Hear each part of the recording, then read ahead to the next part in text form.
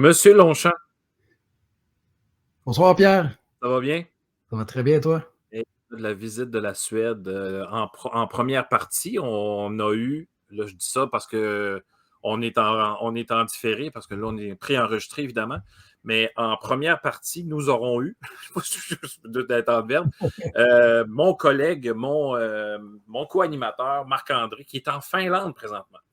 Donc, il fait une expédition éducative, c'est complètement fou, ça n'a juste pas de bon sens. Donc, on a beaucoup de nouvelles de votre coin présentement. Philippe, est-ce que ça va bien?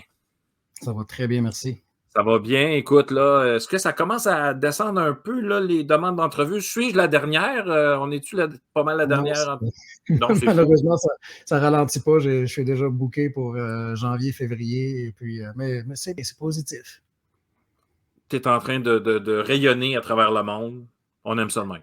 Mais j'espère que c'est pas juste moi. Je pense que c'est surtout bon, les méthodes d'éducation et puis ce que j'ai à apporter au renouveau pédagogique dans le monde. Philippe, écoute, parle-nous donc un petit peu de toi, là. Il paraît que tu viens du Québec.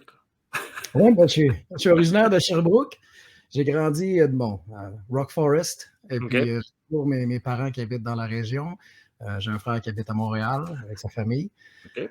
Et j'ai fait mon école au Québec, école primaire, école publique à la Maisonnée, à Rock Forest. Ensuite, au secondaire, j'ai été dans un pensionnat. Euh, Mhm. Ah? Puis, j'ai fait mon cégep à Sherbrooke. Ensuite, j'ai fait mon bac à Bishops en anglais, en Oui. histoire. Puis là, j'avais envie de retourner à l'université en français. Donc, j'ai fait ma maîtrise à l'UQAM, OK. en histoire encore. Et puis, quand je faisais ma maîtrise à l'UQAM, j'ai rencontré une Suédoise qui était une étudiante en échange linguistique. Puis, bon, éventuellement, elle m'a importé dans son pays. Alors là, toi, c'est qui prend femme, prend pays. Exactement, c'est ça. On a Je me tourné ça un suis peu. dit, je vais venir en Suède pour un an pour voir si j'aime ça. Puis, bon, ça fait presque 20 ans déjà, 19 ans et demi que je suis ici. Père de deux filles. Wow. J'habite en banlieue de Malmö, entre Malmö et Lund, parce que je travaille à Lund, ma femme travaille à Malmö, donc on a fait un compromis. On habite dans une petite ville entre les deux villes. On est à peu près à une demi-heure de route de Copenhague si on prend le pont-tunnel. OK. Le sud de la Suède, c'est un beau coin de pays. Les hivers sont pas trop froids, les étés sont pas trop chauds non plus. Mais Ah, intéressant c'est, ça. j'aime bien mon nouveau pays, puis je me sens chez moi ici. Bon, donc, ils t'ont adopté et t'as adopté la Suède. J'imagine que oui. C'est un beau. Après, la langue, ça a été difficile à apprendre, mais bon, maintenant, ça va bien. Puis au travail, j'ai la chance d'utiliser trois langues, ou même quatre Wow. langues, en fait, tous les jours. Mon espagnol est un peu rouillé, là, ça fait longtemps que Ouais. le suédois a pris le dessus sur l'espagnol. Excellent. Donc là, c'est pas pour rien qu'on se parle. On entend parler de toi ici, ça n'a juste même pas de bon sens. Le concours est terminé. Mhm. T'es malheureusement pas l'élu. Disons ça de même, là. Bon. Mais Je là, m'attendais pas à être le gagnant non plus. non, mais avant d'arriver, mettons, là, avant le verdict final, là, il y a des étapes. Là, puis raconte-nous là, comment tu as fait pour te retrouver sur cette liste-là de 50 profs. Hein, c'est une cinquantaine de profs. Donc, c'est quoi le cheminement là, qui t'a amené là? C'est un long cheminement qui a commencé il y a plusieurs années. En fait, c'est que mes élèves ont commencé à gagner beaucoup de concours au niveau local, ensuite régional, ensuite national et éventuellement international. Wow! Donc, j'imagine que mes méthodes fonctionnent d'une façon où mes élèves sont capables de remporter des concours à différents niveaux, même en équipe ou individuel. Mm-hmm. Euh, donc ça m'a fait beaucoup de publicité avec le temps. Mes élèves se retrouvaient dans les journaux, puis on avait des articles sur mes méthodes dans les magazines. Ensuite, j'ai eu la chance d'aller en Corée pour parler un peu de mes méthodes parce que j'utilise du Wow! matériel asiatique et souvent du matériel de Corée, des méthodes de Corée. Ça les intéressait de savoir ce que je faisais Avec. avec ça. Et bon, ensuite, mes élèves ont gagné une médaille d'argent au niveau international. Ça a fait de la publicité. Tout dernièrement, deux élèves de 9e année sont devenus champions du monde en Mechatronics 40 Frame, une catégorie où on fabrique des robots de toutes pièces. OK. Et puis, c'est des élèves d'environ 15 ans. Et L'année dernière, en 2019, je faisais parler beaucoup de moi dans les médias déjà, avec tous les concours que mes élèves ont remportés juste avant la pandémie. Donc, je suis allé en Corée encore avec mes élèves pour une deuxième année consécutive. J'ai une classe de 9e année qui a remporté un concours, toute la classe ensemble. On est allé à Berlin, toute la classe. Et c'était Wow! la troisième fois qu'on remportait ce concours-là régional qui nous amenait jusqu'à Berlin ou à Londres, dépendamment de l'année. OK. Et donc ça fait beaucoup de publicité. Puis bon, je le dois à mes élèves. Et puis éventuellement, donc j'ai été nominé pour remporter le prix de meilleur enseignant de l'année en Suède. Et puis, je ne sais pas comment c'est arrivé, mais je suis le premier immigrant à avoir remporté le prix en Suède. C'est drôle, moi, avec mon accent, puis les gens, on entend tout de suite que je suis un immigrant quand je parle suédois. Ouais. Donc, j'ai rapporté ça, ça m'a fait encore plus de publicité. Et puis, automatiquement, la Chambre de commerce qui attribue le prix de l'enseignant de l'année en Suède, ils envoient une nomination au Global Teacher Prize à toutes les années. Et j'ai été le premier aussi suédois à me rendre jusque dans les finalistes pour ce prix international-là. Et là, tout récemment, ça a été remporté par une Américaine originaire de Ouais. Jamaïque qui s'appelle Kezia Thorpe, qui travaille dans un milieu défavorisé en banlieue de Washington, OK. qui a remporté le prix. Je la félicite, elle le mérite beaucoup. On la félicite tous, oui. Ouais. On était, 50 finalistes de au moins une quarantaine de pays différents. Et puis, je me suis fait des bons amis maintenant. On s'est fait un petit réseau. On se fait des conférences sur Skype. Et puis, on chatte, on échange des idées. Et puis, bientôt, j'aimerais qu'on se rencontre en personne aussi. Oui, oui, oui. Il y a comme une communauté qui s'est créée là, de ces profs finalistes-là. Là. Oui, parce qu'on a tous le même but en premier. Je pense que ça va au-delà justement de nous. C'est vraiment Ouais. le renouveau pédagogique. On veut faire en sorte que, surtout avec la pandémie, de se servir de la pandémie comme un tremplin pour changer l'éducation. On a appris beaucoup de choses ces dernières années et puis on introduit des nouveaux matériaux, des nouvelles méthodes, des nouvelles approches. Et puis on doit s'inspirer, puis on doit propager justement les méthodes qui fonctionnent pour inspirer tout le monde dans le monde entier, parce qu'on ne peut pas laisser personne derrière. Je pense que l'éducation, on doit la voir de façon sans frontières. Si on fait quelque chose qui est intéressant ici en Suède et qui fonctionne, ça vient peut-être d'une idée que j'ai eue quand j'ai visité un pays asiatique ou le pays voisin en Finlande, où votre collègue est présentement. Donc, on doit échanger ces idées-là et puis essayer, expérimenter.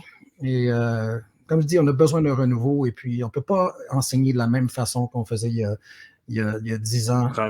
Le monde a trop changé. Mais là, on va. Avant de parler de ça, là, parce qu'on va parler de l'éducation de façon plus générale, là, mais là, toi, tu dis que je vais revenir là-dessus, tes élèves, là, ils gagnent des prix. C'est quoi? Tu t'es inscrit à des concours, puis let's go, on y va, puis on verra ce que ça donne. Puis, quelles attentes qu'ils ont, tes élèves? Est-ce qu'ils sont stressés? Comment je vais dire délai, là, comment ils négocient? Comment ils font pour vivre ça, ces projets-là? Tout d'abord, moi, je ne mets jamais l'emphase sur la victoire. Chaque année, moi, peu importe si le concours a lieu ou pas, ma planification est faite. Mon idée, c'est qu'ils apprennent à collaborer, à travailler en équipe, justement à savoir où ils vont être utiles dans une équipe comme ça, de faire en sorte qu'ils ont la chance de contribuer, parce que tout le monde a des talents différents, des aptitudes différentes, et puis faire une répartition des tâches. Moi, je suis là comme un coach. J'utilise beaucoup la psychologie sportive. J'ai fait du sport presque toute ma vie. Et puis, une équipe ne peut pas être meilleure que son pire joueur. Donc, ils comprennent ça. S'ils font un travail d'équipe ensemble, tout le monde a intérêt à s'aider, s'entraider. Et puis, c'est une belle qualité pour le 21e siècle, justement, parce qu'on travaille tous en équipe. Peu importe, même que ce soit en ligne, on doit apprendre à collaborer pour devenir meilleur. En fait, moi, justement, toute cette reconnaissance-là en tant que prof, je le dois beaucoup à mon équipe de travail et tout, justement, l'école où je travaille. C'est pas quelque chose d'individuel. On doit travailler en équipe. Et ça, si on l'apprend aux élèves, et on ne met pas l'emphase sur la victoire, mais sur le processus, qu'est-ce qui nous mène justement à être créatifs? Qu'est-ce qui nous mène à trouver des solutions? Puis aussi, ça va au-delà du concours, parce que Ces concours-là, c'est souvent, par exemple, trouver des façons créatives de contribuer à améliorer l'environnement ou ça peut être aussi développer des talents d'ingénieur pour trouver des idées, des nouvelles inventions, même des choses qui sont un peu loufoques, qui sortent un peu de l'ordinaire. Les apprendre à être créatifs. C'est aussi un autre outil très important pour le futur. Et puis, la créativité, elle est liée justement avec la résolution de problèmes, des problèmes réels, pas juste du vent, pas juste des intentions, mais quand on applique justement les connaissances qu'on a, et puis on est obligé d'associer ça avec de l'expérientiel et puis du hands-on learning ou du manuel. Ça contribue au fait que les élèves n'apprennent pas juste pour avoir une bonne note, ils apprennent pour la vie. Ils vont se rappeler de ça. C'est en français, je pense qu'on appelle ça de la cognition incarnée. Quand on fait quelque chose, quand on l'expérimente, ça se loge dans notre mémoire à long terme. Et il y a puis, quelque chose qui reste. Oui, c'est ça. Et puis, les sentiments qu'on peut évoquer avec ça. Si nos élèves participent à un concours, ils gagnent ou ils perdent, le sentiment qu'ils vont avoir là, il y a quand même toujours un niveau de fierté. Bon, je suis arrivé en 2e place ou en 3e place, ou j'ai remporté. Ces sentiments-là qu'on évoque, ça aussi, on ne les oublie jamais. Les élèves vont peut-être oublier ce que nous, les profs, on va dire ou ce qu'ils vont lire dans un livre, mais ils vont toujours se rappeler comment quelque chose les a fait sentir. Cette émotion-là, ça fait partie justement de l'apprentissage holistique qu'on essaie de développer parce qu'on veut en fait enseigner pour que les élèves se rappellent de ce qu'ils ont appris à long terme. C'est pas juste comme quand on prenait des tests et qu'on mémorisait par cœur la veille du test, juste pour avoir une bonne note, montrer à nos parents pour qu'ils soient fiers de nous. Non, c'est pas ça qui est important aujourd'hui. La mémorisation de formules ou etc., c'est pas aussi important que c'était à notre époque. Ça a changé. Il y a le savoir-être aussi qui est important quand même. Mais c'est vraiment intéressant ce que tu dis quand on parle de concours, parce que je faisais faire, moi, la First Lego League à mes élèves. Écoute, c'est des heures de pratique de fou, juste le robot et ses missions, pour se rendre compte que tu as 2 minutes et demie pendant le concours. Puis si tu ne réussis pas là, en tout cas, il y avait 2 ou 3 fois 2 minutes et demie, il reste que c'est pas beaucoup comparativement à tout l'effort qu'on avait donné avant. Et on se rend compte que le robot, il ne fait pas du tout ce qu'il faisait en pratique. Et là, on a vécu des déceptions, des pleurs, des rages, des belles leçons de vie quand même. Ah, mais c'est magnifique. C'est magnifique, puis on s'en rappelle, puis il nous en parle encore aujourd'hui, des dizaines d'années plus tard. OK, donc on travaille énormément sur, pas nécessairement le résultat, mais le travail qu'on fait ensemble. Donc, tu travailles énormément là-dessus. Maintenant, qu'est-ce que l'école suédoise te permet de faire? Je ne sais pas si ma question est claire. Est-ce que ça va? Oui, c'est très clair. Tu vas t'enligner là-dessus? Bon, le curriculum suédois en tant que tel est très flexible. Il y a place à l'interprétation. Il met beaucoup l'emphase sur les progrès sur le qualitatif plutôt que le quantitatif. Et en plus, à l'intérieur du système suédois, bon, les écoles publiques sont excellentes. Moi, j'ai la chance de travailler dans une école privée, mais les écoles privées en Suède sont entièrement financées par l'État, puis c'est gratuit. C'est contre la loi en Suède de payer pour l'éducation. L'éducation est gratuite partout, même à l'université. Mais c'est quoi la différence alors? La différence, c'est que les parents font un choix actif de choisir une pédagogie alternative pour leurs enfants. Okay. Ça peut être, on parle de pédagogie, là. Ça va être la pédagogie qui va être différente. Okay. Oui. En fait, le curriculum suédois est inspiré beaucoup de la méthode Montessori. Déjà, moi, ça m'aide parce que notre école a un profil tout d'abord multilingue. Donc, c'est l'école bilingue Montessori de Lund. En anglais. Le nom officiel est en anglais, c'est en Suède, mais bon, le nom officiel, puisque la langue principale à l'école, c'est quand même le suédois, mais en profil anglais et français. Donc, ça me convient très, très bien. C'est Bilingual Montessori School of Lund. Et puis, donc, c'est tout d'abord le Språkbordmetoden, qui est une méthode d'immersion en 3 langues. Et puis, à partir de 6e année, les élèves ont la chance de prendre l'espagnol aussi, s'ils en ont envie. Ensuite, on a l'approche Montessori, qui axée beaucoup sur vous connaissez Montessori, c'est Oui, une méthode alternative. on en a au Québec. Et on met surtout l'emphase sur ça à la prématernelle, la garderie, en fait, la crèche. Je ne sais pas comment vous appelez ça au Québec maintenant. Après 20 ans, je crois que c'est des CPE, est-ce que je me trompe? Oui, le centre Sont... de la petite enfance. On a des prématernelles aussi, des maternelles 4 ans OK. maintenant là, qui ont été mis en place. Là. Parfait. Ensuite, Ouais. nous, on a la classe 0, qui est comme la maternelle. OK. Et jusqu'à troisième année, c'est le cycle Lågstadiet. Donc, il y a beaucoup d'enfants sur le Montessori. Ensuite, Mellanstadiet, qui est de quatrième à sixième année, c'est comme un mélange des deux. Il y a beaucoup de théorique. Puis, c'est un peu plus d'école traditionnelle. Et puis, moi, je travaille à Högstadiet, qui est septième à neuvième année. Et là, on Ils sont fait plus justement... vieux. Ils sont plus vieux, oui, jusqu'à entre 12 et 16 ans. Et puis après Högstadiet, 9e année, les élèves s'en vont à l'équivalent des lycées français, qui est le Gymnasieskola. Et bon, c'est à peu près comme le cégep. Ils doivent passer par là avant d'aller à l'université. OK. Et puis, bon, cette approche suédoise, c'est pas tout à fait au même niveau que la Finlande. Nous aussi, on s'inspire beaucoup de ce qui se fait en Finlande maintenant, où il y a de moins en moins justement de matière en tant que telle. Mais moi, je suis un gros fan de ça. Je vois beaucoup aussi ce qui se fait en Corée, puis je prends beaucoup d'inspiration sur nos pays voisins, mais aussi sur certaines écoles en Suède qui essaient, parce qu'on a quand même beaucoup de flexibilité, qui essaient des méthodes un peu différentes. Et moi, j'aime beaucoup innover, puis penser justement, essayer de penser un peu quels seront les besoins de la société dans 10, 15, 20 ans. 20 ans. Et puis organiser mes plans de cours en fonction de ça, pas en fonction de la note à la fin de la session pour mes élèves. OK. Moi, je me fous un peu les notes, pour être honnête. Je pense que OK. ça ne donne pas grand-chose. Je pense que l'apprentissage, si on demande à nos élèves, avez-vous appris quelque chose de nouveau à la fin de chaque cours, et puis les élèves disent oui, je pense que notre mission est accomplie. Check. Ouais. Mais il y a plein de choses que tu as dites là que je veux revenir là. Tu sais, là, est-ce qu'il y a nous autres, on appelle ça les savoirs essentiels. Là. Dans les Oui, savoirs essentiels, tu as les fractions équivalentes, tu as les oui, additions, tu as tout ça de plein de choses. Vous avez ça aussi, mais est-ce que j'ai comme l'impression que tu n'es pas obligé. on est obligé. OK, tu es obligé de passer par Oh, là, oui, oui. là. On a ce qu'on La appelle... façon que tu y arrives, ça t'appartient, par contre. Oui, mais il y a plusieurs chemins qui mènent à Rome. Ouais. Nous, c'est justement ces compétences. Moi, je le traduis mot à mot, là, les compétences requises. OK. Qu'on Bon, a dans c'est ça. On parle de curriculum compétences. suédois, c'est le OK. Kunskapskrav qu'on appelle.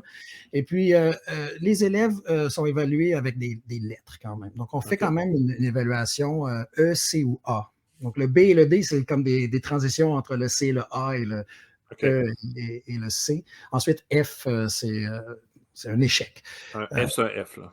Oui, Ouais. exactement. Mais chaque matière est divisée en plusieurs, il y a plusieurs connaissances requises, si Oui. je traduis le mot en français. Mhm. Et puis, moi, je trouve qu'il y en a beaucoup trop des choses comme ça qui sont essentielles, mais souvent, il y en a beaucoup qui se ressemblent. Par exemple, en chimie, biologie, en géographie, il y a des choses qui sont presque la même chose.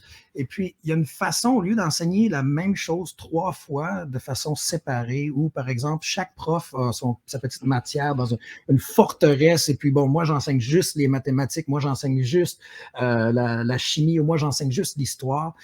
On ne rend pas service aux élèves de cette façon-là. Ça, c'est de la vieille façon de penser, je pense. Puis je pense que ce que mes élèves ont eu la chance de vivre dans mon équipe de travail, justement, c'est qu'on a commencé à travailler de plus en plus de façon intégrée.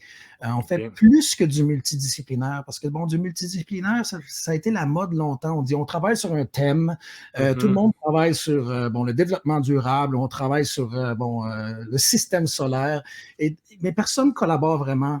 On enseigne un peu la même chose un peu partout, mais il n'y a pas vraiment de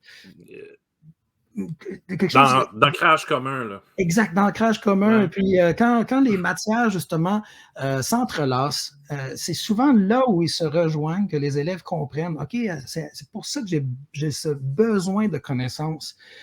Donc, si on prend géographie et physique et puis on commence justement à les intégrer pour faire la géophysique, et réalise, j'ai 2 profs qui disent à peu près la même chose ici, et puis là, je vois le lien entre les deux, et puis on peut intégrer d'autres matières éventuellement. Ensuite, on fait quelque chose qui est intégratif de façon, par exemple, interdisciplinaire. Ensuite, ça devient, là, je vais utiliser le mot anglais, du cross-disciplinary. Ensuite, ça devient du transdisciplinary, quand on a 5-6 matières qui se rejoignent. Et puis, quand on travaille, par exemple, avec des concours comme lesquels je parlais tout à l'heure, comme Spanning Circle, où il faut trouver des solutions créatives à régler des problèmes énergétiques dans le futur, on n'a pas le choix d'amener la prof de suédois pour justement aider la présentation, la prof de chimie, moi qui fais de la géographie, de l'histoire, de la technologie. Donc, on se retrouve avec plein de matières comme ça. Et puis, l'idée géniale et la façon que les élèves travaillent, c'est là où ils se rejoignent au milieu. En plus, on ajoute justement cet aspect émotionnel, la joie du travail d'équipe, le fait que parfois il y a des tristesses, on apprend à gérer justement tout l'aspect socio-émotionnel. Je ne sais pas si c'est un nouveau mot ici. Oh non, c'est parfait. Non, non, c'est bon. Mon français, moi, ça fait trop longtemps que je suis parti du Québec. Ça va très bien. mais tout ça, ça fait vraiment quelque chose qui rend l'apprentissage durable. Et c'est ça qui me motive. C'est que ces idées-là, ils ne seront pas juste perdus dans le vent comme ça. Ça va rester. Et puis éventuellement, ces élèves-là, on va pouvoir compter sur eux. C'est eux qui vont devoir trouver des solutions pour régler les problèmes, les vrais problèmes d'aujourd'hui et les problèmes du futur. Et si on a développé justement leur pensée critique, leur talent en résolution de problèmes, leur créativité, moi, j'ai confiance en l'avenir parce que je vois des belles choses à tous les jours. J'ai tellement d'espoir. Mais là, tu as amené quelque chose d'important. Là, c'est-à-dire que c'est terminé les silos, là. Le prof de maths qui enseigne les maths, le prof de français qui enseigne le français, le prof de sciences qui enseigne les sciences, le prof de chimie. Là, dans votre vie, il y a moins où il n'y a pas de silo. Donc là, les profs, oui, mais ça prend tout un travail d'équipe, là. Oui, mais encore là, moi, je suis jamais dogmatique avec rien. Je ne veux pas tout raser, faire une révolution. C'est pas tout, c'est pas rien non plus. Il y a juste un milieu, un équilibre. Oui, il y a juste un milieu, un équilibre, et puis ça se fait en équipe, et puis ça se fait de façon progressive. On ne peut pas tout raser, recommencer, rebâtir. Parce que déjà, il y a des profs, des excellents profs de mathématiques qui font déjà, par exemple, ou des excellents profs de biologie qui le font sans avoir nécessairement à collaborer, mais ça demande un travail d'équipe, c'est vrai ce que je dis. Mais par exemple, si on prend... il y a déjà de l'intradisciplinaire qui se fait au sein d'une matière. Donc, ça peut rester un silo et puis être très, très intéressant. Bon, les profs de maths vont parler d'algèbre, de number theory, de trigonométrie, etc. Il y a plein de matières, justement, des statistiques. Mais par exemple, moi, si mon prof de maths dans mon équipe fait des statistiques, je dis oui, attends un peu, moi je travaille sur la démographie et puis on apprend à faire des graphiques, on essaie d'analyser aussi, développer leur pensée critique, à voir comment on réussit à retirer tout le junk data qui distorsionne justement je perds mes mots encore, mais les graphiques qu'on essaie de faire en statistique, en géographie. Donc, si je collabore avec un prof de maths ici, on a deux approches différentes pour enseigner quelque chose qui se rejoint. Donc, nos élèves apprennent aussi que ce n'est pas juste des chiffres, il y a la vie des gens derrière ça. Il y a un aspect, si on regarde des pyramides de population et on compare le Japon avec le Canada, avec la Suède, et ensuite on regarde les Émirats arabes unis, on voit justement... le lien entre ce qu'on apprend en mathématiques et ce qu'on apprend avec les statistiques ou les chiffres qu'on obtient, par exemple, sur des sites comme Gapminder, je ne sais pas si vous le connaissez déjà, ou Worldometer. Donc, on prend des chiffres qui ont rapport avec la géographie, on utilise les connaissances de mathématiques. Je pense qu'il y a beaucoup de profs dans le monde qui le font déjà. Mais il faut encourager ça, puis il faut encourager justement un développement de ça, puis un travail d'équipe accru, parce qu'on sauve du temps. Et puis, on sauve d'énergie, et puis on rend service à nos élèves. Ça fait en sorte aussi qu'on peut faire de l'évaluation collaborative, de la planification collaborative, on sauve du temps. Et puis, on peut faire des projets d'équipe qui font en sorte qu'on libère beaucoup de temps pour nos élèves pour faire des activités qui sont plus stimulantes et plus enrichissantes, comme participer à des concours.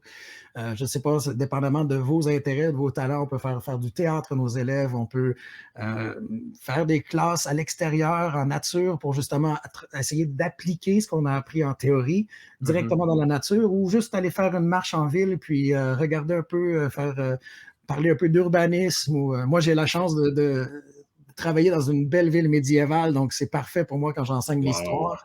Donc, on faut prendre avantage de notre environnement aussi, pas juste des locaux de l'école. Il faut savoir sortir des classes, et surtout avec la pandémie. Ouais. Nous, ici en Suède, on n'a pas eu de confinement obligatoire et puis on n'a jamais fermé les écoles. On est une exception dans le monde développé. Donc, Ouais. j'y ai goûté en passant, mais on n'a Ça jamais... ça a fonctionné? Ça a fonctionné mieux que je m'imaginais, c'est ça le problème, mais on a eu beaucoup, beaucoup de cas de COVID ici, beaucoup de décès. C'est une catastrophe si on se compare aux pays voisins, mais sur le plan économique et sur le plan social, Ouais. il y a eu quand même des avantages. Là, à ce moment-ci, on vit aussi une quatrième vague. Et puis, mais les Allemands, eux, trouvent que nous, on a fait la bonne chose. Mais en Suède, Ouais. ici, c'est comme toujours, les Suédois, il y a toujours une façon d'approcher les choses un peu différente. On le sait, historiquement, les Suédois Ouais. étaient neutres pendant les 2 guerres mondiales. Et puis maintenant, c'est un peu la même chose. On a une pandémie globale et puis ils ont décidé d'être neutres. On Ouais. compte sur la responsabilité personnelle de l'individu, de prendre ses responsabilités, de se faire un confinement volontaire si on est malade, si on a des soupçons qu'on est contaminé, encourager les employés de bureau de travailler de la maison, mais encourager. Même le port du masque n'a jamais été obligatoire et même à un certain moment, c'était même pas encouragé. Donc, c'est une approche complètement différente. Et puis même moi, si je suis exposé à beaucoup de médias étrangers, j'étais très, très sceptique au début de l'approche suédoise. Et puis, bon, j'avoue que je suis très, très mitigé à ça, surtout que j'ai souffert du COVID à Pâques. Puis j'ai vraiment goûté. J'ai même passé une journée à l'hôpital. Je paniquais. OK. Puis je connais beaucoup de monde qui l'ont eu. Puis ça a été sans problème pour eux, incluant ma femme et puis ma fille, ils l'ont eu, puis ils n'ont pas eu trop de problèmes. Mais je vois vraiment que ça a été, si on se compare justement au nombre de gens qui l'ont eu dans les pays Ouais. voisins, c'est une catastrophe si on compare. OK. Mais je ne suis pas ici pour juger justement Non. l'approche de l'Agence de santé publique suédoise. C'est aussi mon rôle en tant qu'immigrant ici de m'adapter à la façon d'être des Suédois. Et puis, j'essaie d'être loyal. Et bon, j'ai fait ma vie comme tous les autres Suédois, avec mes opinions pour moi-même. Et puis, j'avais mon devoir d'enseignant à faire. Puis, s'ils ont décidé de ne pas fermer les écoles, bon, j'ai dû faire mon travail. À un moment donné, on avait une blended learning. On avait Ouais. certaines classes qui restaient à la maison, mais on avait toujours des élèves à l'école. C'était juste pour réduire le nombre d'élèves dans les corridors pour éviter qu'il y ait justement Ouais, ça propage. nation à grande échelle. Mais en fait, la philosophie suédoise, en partant, dis-moi si je me trompe, c'est énormément sur les responsabilités individuelles pour le bien commun. Exactement, oui. On est fort là-dessus, donc ça se propage, c'est une façon de parler, ça se propage bien, en fait, ce virus-là, on veut qu'il se propage, mais tout ça commence à l'école. Oui, c'est vrai. C'est vrai. Puis, c'est culturel aussi, mais bon, l'école fait une grande partie le travail de développer la culture Oui, générale des gens. parce que je vais te couper vite parce que mon Ouais. collègue qui est en Finlande disait que dans une école, les élèves ont tous la clé de l'école. Ah oui. Ils viennent Nous, ils vont quand ils veulent, c'est ouvert 24 heures, ben, c'est quand ils veulent y aller.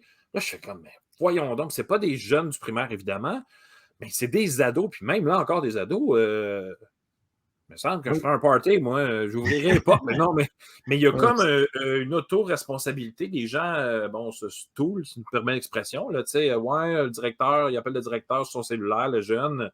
Mhm. Il y a quand même, Il y a une chez vous, proximité, oui. il y a une proximité que j'ai l'impression que nous, on ne veut pas avoir. Je ne sais pas si. Moi, je veux dire, il y a beaucoup de Ouais, profs de direction qui ne veulent pas nécessairement. Ils vont même changer. Je ne suis pas dans le jugement, là, ça ne me tente même pas d'aller là. Non, non, mais tu sais, il y a des profs même qui vont changer leur nom sur Facebook pour pas que les élèves les retrouvent. Tu sais, je veux dire, il y a d'autres moyens de ne pas se faire retrouver, là. Mais j'ai l'impression que cette proximité-là est très scandinave, non? c'est dur pour moi de généraliser ici. Ouais, Encore là, il y a des millions de gens ici, mais mettons oui, je pense suédoise. qu'en général, c'est un très bon point. Il y a aussi l'aspect que dans la culture suédoise, il y a déjà une forme de distanciation sociale. Les gens sont chaleureux quand on les connaît, mais en public, déjà, il y a cet espace-là. La bulle du Suédois est un peu plus grande que le Québécois moyen, par exemple. OK. Donc, je pense que ces mesures-là de responsabilisation qu'ils ont prises, c'est plus facile à appliquer en Suède. Et puis, les Suédois sont respectueux des règles aussi. Si on regarde la façon qu'ils conduisent sur la route aussi, Ouais. la façon qu'ils ne les entendent jamais chialer sur bon, il faut payer des taxes, par exemple. On paye beaucoup plus de taxes ici, mais les gens voient où leur argent est réinvesti. C'est sûr, encore là, je généralise, il y a quand même 15-20% de la population qui trouve que c'est trop, bien sûr. Mais on voit vraiment que les taxes, par exemple, sont utilisées d'une façon responsable, justement, sont investies.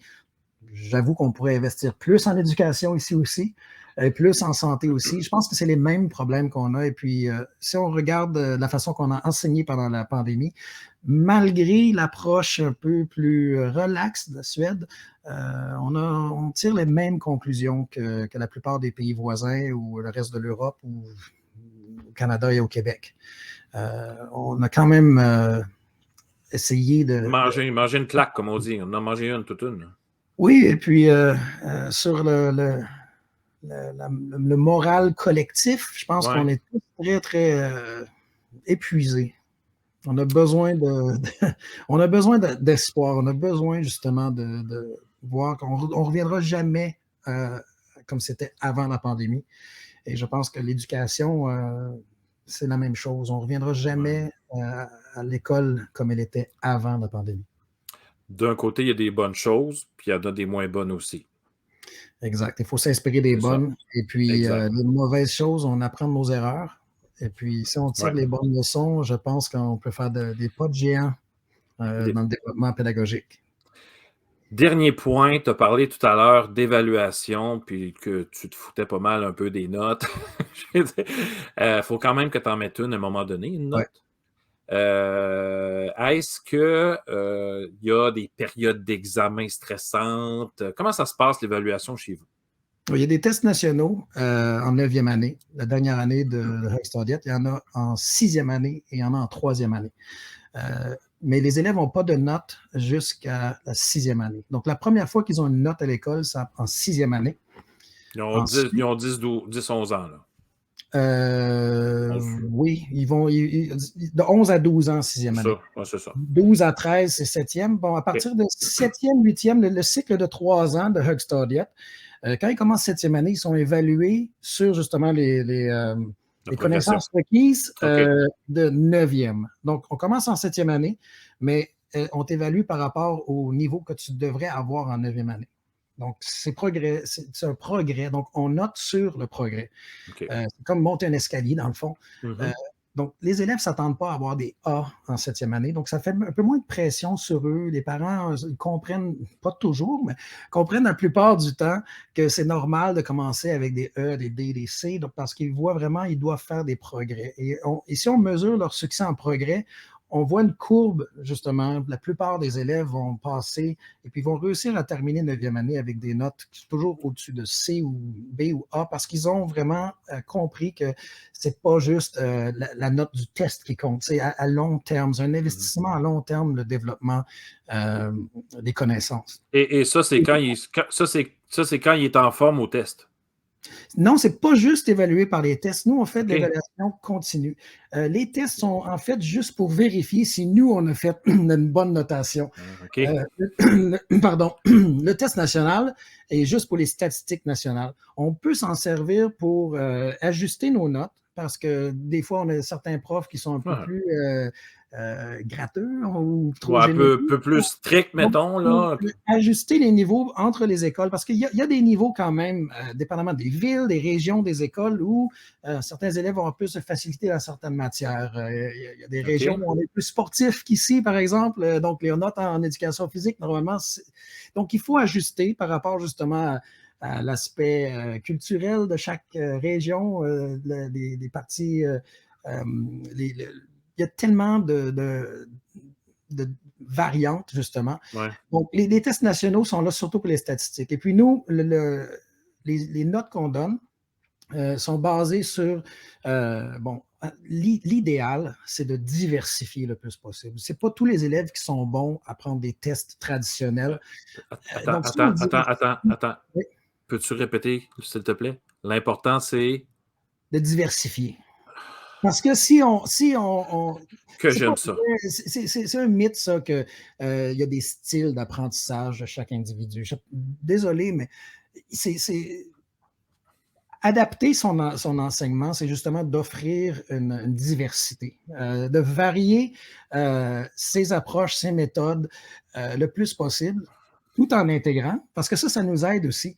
Le plus on va offrir une gamme d'approches pédagogiques, là, on va réussir à rejoindre tous les élèves d'une façon ou d'une autre. Et puis, c'est pas juste faire des tests qui nous permettent d'évaluer les connaissances de nos élèves. Non, puis des fois, ce qui me dérangeait quand j'étais prof, c'est que des fois, l'élève me disait, ben là, tu sais, c'était facile parce que tu fais tel calcul avec tel calcul. Là, je fais comme, c'est parce qu'il vient de comprendre, là. Il m'a juste expliqué ce qu'il avait fait. Ouais, Mais en examen, c'était 0 puis une barre, ça à cause marchait qu'il y avait pas. le stress, c'est ça? Ben, ou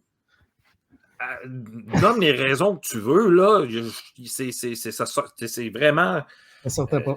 Non, ça marchait pas. Puis là, il m'explique ça. Je fais comme, en tant que professionnel, je dois porter mon jugement. Donc, j'ai un jugement là à porter. Donc, je peux y mettre une note selon la. Mais ce qui dérangeait, c'est le parent qui arrive et qui dit, ouais, mais j'ai pas vu le résultat. Pourquoi il y a eu 82, mais sur tous ces examens, il y a eu 70. Je dis n'importe quoi, là. Mhm. Ben, parce qu'il m'a prouvé autrement que ça valait 82. Mais le parent ne signe pas, le parent ne voit pas. Ça, là, c'est quand c'est une note plus élevée, ça aide. Mais de temps en temps, les parents étaient là, ouais, mais c'est parce qu'on n'a pas vu l'examen. Comment ça? Tu sais, je veux dire, il me semble qu'on n'a pas signé grand-chose cette année. Tu sais. Je fais comme, ben, pourquoi tu signerais de quoi? Fais-moi confiance, je vais la mettre la note. Mais c'était ce bout-là qui dérangeait, en fait, quand tu recueilles tes données. Toi, en tant que prof, tu peux les recueillir un peu comme tu veux, puisqu'il y a des traces intéressantes, mais à un moment donné, il faut que tu donnes de quoi à quelqu'un. C'est une preuve, là, pourtant, la Exactement. preuve. Et puis ça me dérange un peu quand tout ça c'est traduit de façon quantitative, que c'est un Ouais. chiffre. Et puis, ça nous force à créer des hiérarchies. Et puis, les élèves, veulent pas, ils vont comparer leurs notes et puis ça va leur donner une impression comme, bon, je suis un échec, moi, mon meilleur ami est meilleur que moi à l'école ou ma meilleure amie est vraiment supérieure. Donc, ça détruit leur confiance en eux. Donc, c'est vraiment pas un service qu'on leur rend, justement, à essayer de créer des hiérarchies à cet âge-là. Quand ils ont vraiment besoin d'apprendre à travailler en équipe, au lieu de compétitionner, se montrer que je suis meilleur que mon camarade de classe, de se dire, oh bon, on est ensemble et puis on est une équipe. J'ai autant d'avantages, même si moi j'ai déjà des aptitudes à aider mon camarade de classe à se développer et ensemble, on va faire des progrès parce que on est une équipe, on travaille ensemble et on a avantage à apprendre de nos camarades de classe parce que l'apprentissage coopératif aussi, quand on fait une approche active ou intégrative, comme j'ai nommé, quand on fait de l'approche expérientielle, quand on fait du hands-on learning, quand on mélange beaucoup d'approches et puis on introduit des nouvelles technologies, il ne faut pas avoir peur justement de la réalité augmentée ou la réalité virtuelle pour varier, même inclure de l'intelligence artificielle dans notre éducation parce qu'on apprend de nos élèves aussi. Et ça, c'est important de faire du flip classroom comme John Hattie le dit si bien. Et puis, les meilleures recherches qui parlent justement de la cognition incarnée, de tourner la classe, de jouer des rôles, de laisser les élèves prendre le contrôle puis enseigner aux profs. Quand nous, on peut jouer le rôle de quelqu'un qui est, par exemple, très crédule puis qui croit en toutes les conspirations, les théories du complot, et puis on laisse les élèves détruire les mauvais arguments qu'on leur présente. On leur rend service parce qu'on leur apprend pour la vie. Et ça, c'est une de mes passions principales, de développer la pensée critique des élèves. Et tu parlais tantôt de compétition. Je pense qu'il y a Albert Jacquard qui avait dit le but de l'école, c'est pas nécessairement d'être meilleur que l'autre, mais d'être meilleur grâce à l'autre. Oui, exactement. Et la seule personne avec qui on devrait compétitionner, c'est soi-même, parce qu'on vise les progrès. Et pour revenir justement au progrès, je pense que la technologie a fait d'immenses progrès, mais on a du mal en tant que société et en tant qu'individu à suivre le tempo. Et puis, on est exposé à l'heure actuelle, il y a une infodémie. Ouais. L'infodémie est aussi pire que la pandémie Infodémie. Ah oui, je suis d'accord avec toi. parce que cette épidémie de désinformation en ligne, Mm. c'est incroyable. Et puis, si on ne réussit pas à équiper la prochaine génération avec des meilleures connaissances au niveau justement de la pensée critique, d'évaluer la qualité des sources, de faire le triage de ce qui est potentiellement du junk data, excuse l'expression anglaise, Ça va. de ne pas être influencé par des mauvaises statistiques, de savoir justement faire la différence entre quelqu'un qui est, là je cherche le mot pour reliable en français, qui est fiable, Oui. et quelqu'un qui n'a aucune, encore là je cherche mes mots, pardon, credentials ou qu'est-ce qu'on dirait, compétence ou expertise, pardon, Ouais. ça c'est le meilleur mot. Et savoir justement évaluer où et à qui faire confiance. Parce que là, je ne parle pas de croyance, je parle de confiance. On Mm. doit savoir puiser nos sources, chercher justement, et puis enseigner à nos élèves à faire le tri. C'est notre devoir numéro un en ce Ouais. moment-ci en tant qu'enseignant, parce que comme je le disais tout à l'heure, c'est plus aussi important d'apprendre des choses par cœur comme nous, on le faisait quand on était à l'école, parce Je qu'on suis est à d'accord. 2-3 clics de toute Ah ouais. l'information en Ah ligne. oui. Mais si 50% de cette information-là est fausse ou demi-vérité, Ouais. est-ce que on n'a pas le choix de vraiment équiper nos élèves avec une belle pensée critique, un scepticisme sain, Ouais. pour faire en sorte, justement, d'éviter de se retrouver dans un gouffre de désinformation. Et là, je fais très attention aussi avec mes élèves. J'essaie de plus en plus éviter le terme fake news parce que Ouais. il a été surutilisé, mal utilisé par des gens Mm. mal intentionnés. Ouais. Et puis, je fais la différence claire entre la disinformation ou désinformation, Mm. misinformation, qui est un peu la même chose, mais pas nécessairement volontaire. C'est des gens Ouais. qui propagent des faussetés, mais sans savoir que c'est faux. Donc, c'est un peu innocent. Et il Ouais. y a de la Naïf. malinformation aussi, qui est une information vraie, mais qui sert, par exemple, à faire de l'intimidation en ligne. Et c'est très important d'enseigner ça aux élèves parce que, justement, le bien-être de l'élève est aussi important que sa note. Si ce qui se passe en ligne, ça les affecte et ça les empêche d'apprendre, de développer leur plein potentiel, c'est aussi à nous, les enseignants, d'enseigner cette éthique, cette étiquette, justement. Euh, c'est aussi important que mémoriser des formules mathématiques ou de savoir les noms des pays de chaque continent ou des constellations. Mais, On doit apprendre pour le développement durable de l'individu. mais Philippe, pendant que je règle des problèmes qui se passent en ligne, que je leur explique comment être, comment répondre, quand ne pas répondre. Ouais, OK. Des fois, tu peux juste te taire. Je suis pas en train de faire mon programme. Oui, mais on peut le faire, on peut le mixer. Parce qu'en en le faisant de façon préventive, en enseignant ces choses-là avant que ça se produise, déjà à un très jeune âge, à apprendre justement la pensée critique très jeune et puis à faire des réflexions sur ça.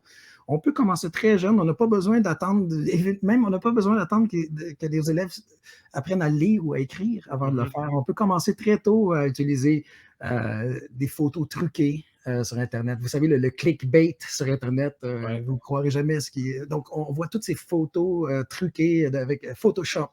Ouais. On peut commencer très jeune à enseigner aux enfants à développer un scepticisme sain, à savoir identifier justement ce qui est trafiqué. Ensuite, on le fait avec des titres de journaux, des titres sur Internet, des choses un peu trop sensationnelles. Et puis, on peut avancer, parler justement des conspirations, des théories du complot, pardon, Mhm. comme le fake moon landing ou la Terre est plate. Et Ah, justement, faire un flip classroom, laisser aux élèves trouver eux-mêmes leurs réponses et les guider en prenant une approche socratique, en posant des questions seulement. Parce que nous, les profs, ce n'est pas notre rôle de leur dire c'est quoi la vérité. On doit les laisser trouver la vérité eux-mêmes et les mhm. guider vers la vérité en posant les bonnes questions. Parce que si la réponse vient d'eux-mêmes, là, ça va être durable. Parce qu'ils vont avoir l'impression d'avoir fait le calcul eux-mêmes. Donc, ils ont appris pour la vie parce que la pensée critique, c'est pas juste trouver les bonnes sources. C'est une façon de penser. Et si on enseigne ça, Mhm. ils vont toujours l'avoir. Ils vont toujours, en fait, j'espère la majorité ne vont pas devenir cyniques, de voir tout sous un angle de sceptique. Il y a aussi une difficulté avec le mot scepticisme parce que parfois, du négationnisme est confondu avec le scepticisme. Ouais. Le scepticisme doit être basé sur la méthode scientifique. On doit apprendre aux jeunes à respecter, à reconnaître la méthode scientifique. C'est important parce que même moi qui enseigne l'histoire, par exemple, ou la géographie, c'est pas nécessairement des sciences de la nature comme la chimie ou la physique ou la biologie, mais ça a quand même une approche scientifique. Pourquoi on connaît tant de choses sur le passé? Bon, c'est parce qu'on a fait confiance à une méthode d'observation, de l'empiricisme. On a des archéologues. C'est la méthode scientifique qu'il faut vraiment pousser et puis comprendre et respecter et puis comprendre que c'est en pleine évolution et que eux-mêmes, les élèves dans le futur ou même aujourd'hui peuvent contribuer à l'amélioration des sciences. Et même que certains historiens ne s'entendent même pas sur certains faits qui se sont produits dans le passé. Des fois, ils s'obstinent sur c'est ça, le pourquoi il est tourné à droite au lieu de tourner à gauche. Là, exactement. Parce que ça, c'est aussi fondé sur des opinions. Mais tant qu'on n'a pas de preuves tangibles ou même chose en science, on a des hypothèses, les gens s'obstinent sur certaines choses, mais ça fait partie de la science. On a besoin de ça. Ça fait partie justement de l'évolution. Et puis, moi, j'adore avoir un bon débat. Puis, je suis intéressé d'apprendre des choses nouvelles des autres. Chaque individu est un livre ouvert. Et j'ai jamais encore rencontré quelqu'un dans ma vie qui avait rien à m'apprendre. Ça peut être n'importe qui. Ça pourrait être quelqu'un qui vit... ça peut être mon voisin, ça peut être un enfant de 5 ans, ça peut être quelqu'un qui vit dans la forêt en Sibérie ou dans les savanes en Afrique. J'ai toujours quelque chose à apprendre parce que le fermier qui travaille sa terre au Botswana vit une autre réalité que moi. Et il peut m'apprendre quelque chose aussi. Il peut m'apprendre à recycler mieux. Il peut m'apprendre à jardiner mieux. J'ai toujours quelque chose à apprendre de quelqu'un. Et puis, j'ai eu la chance de voyager beaucoup dans ma vie. Et c'est souvent là, justement, le bagage, les choses qu'on garde en soi qui contribuent justement à développer le style, justement, versatile de prof qu'on a besoin pour le futur. Et je suis pas mal sûr que tu apprends aussi de tous tes élèves. C'est à tous les jours. Aujourd'hui même, j'ai appris plusieurs choses de mes élèves. Ils sont incroyables. Ah, je trippe. mais ça, en passant, Philippe, ça vient du fait de leur laisser cet espace-là de nous apprendre des choses. Parce que si on est, je vais prendre le mot contrôlant, mais ça peut être à géométrie variable. OK? On s'entend, c'est pas contrôlant dictature, là, mais c'est à géométrie variable. Quand on lâche ce contrôle-là, puis qu'on leur laisse nous parler, que même intervenir sans qu'ils aient le droit de le faire, sans une façon de parler, là, des fois on jase. Ouais, mais tu sais, moi, et ça déboule. Mais là, moi, ce que j'aimais aussi, c'est que des fois, ça dérapait. Là, ça dérapait. Je veux dire, j'avais une planif, on oublie la planif, c'est fini. Tu utilises de l'humour aussi, j'en suis sûr. On passe ça une autre fois, là, les fractions. Là, je reviens sur les fractions, on repassera ça. Mais là, il y a un filon, il y a un lien, il y a des... Et même entre eux, il y a des liens qui se créent parce que là, ils se reconnaissent dans certaines idées, dans certaines façons de penser. Mais il faut leur laisser cet espace-là. J'ai l'impression qu'ils ont tout l'espace voulu dans ta classe. C'est vraiment ça qui m'intéresse le plus au niveau justement de la pédagogie relationnelle. On adapte nos styles par rapport aux individus, aux classes. Et puis, l'exemple que tu donnes là, c'est parfait parce que il faut savoir, quand je dis varier nos styles, on doit adapter notre style d'enseignement aux besoins de nos élèves, aux besoins du groupe en question. Et puis, le meilleur service qu'on peut leur rendre, c'est d'apprendre à les connaître un peu. Et puis, d'ouvrir la porte, de les laisser justement apprendre à se connaître entre eux, mais aussi à apprendre à connaître soi-même. Moi, j'adore, je préfère, par exemple, à la cafétéria, aller manger avec mes élèves et puis jaser avec les différents élèves à tous les jours plutôt que de m'asseoir avec mes collègues. J'adore mes collègues, ils sont super. Ça n'enlève rien aux collègues. J'ai le temps après mes classes de parler avec mes collègues dans le bureau après nos classes le soir ou le matin avant que les cours commencent. Mais mes élèves, le temps privilégié, c'est dans les corridors, puis C'est à la cafétéria. dans les moments informels. Oui, exactement. Et puis, c'est important de savoir que j'ai une élève qui aime l'équitation, que j'en ai un autre qui adore le hockey, qu'il y en a un qui a fait un voyage en Grèce, qui a déjà, par exemple,